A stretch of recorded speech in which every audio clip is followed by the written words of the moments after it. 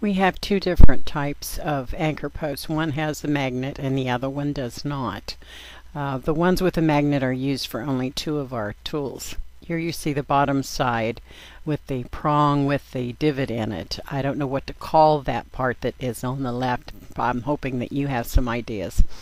This is our new wafer that we just added to our line recently. It stabilizes the anchor post and it gives a nice firm foundation for the template to sit on. It makes it wobble less and has been a big improvement.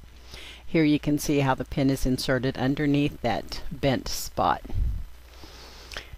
I apologize for the poor quality of this film. My electronics just didn't want to cooperate. All of the work is done from the top. Both hands are right there. You use a scooping motion to place that pin in your quilt.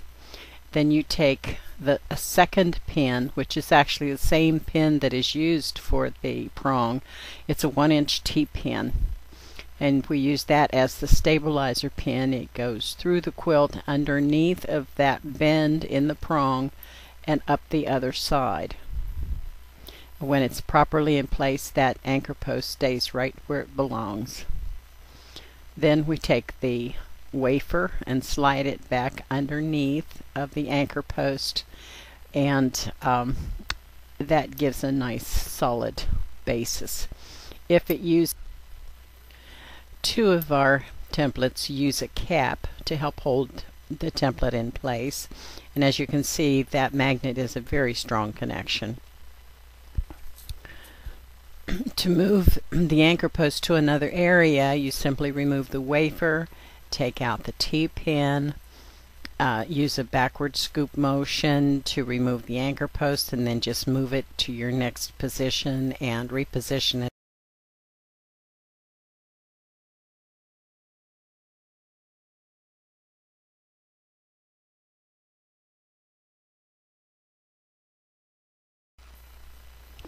This is our one of our newest templates, the Infinite Star, and as you can see, it has a good solid base there to rotate on. This one, like the Baptist fan, has to be held on the distal portion of the template, so we do use a cap on it to give it a really good solid firm base there so that it won't move out of place.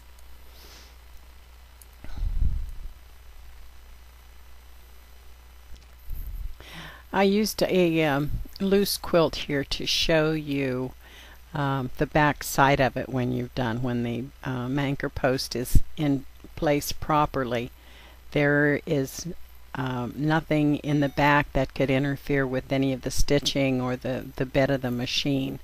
It's completely flat back there.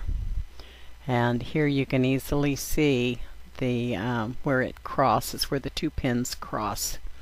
It gives a nice smooth surface to work with.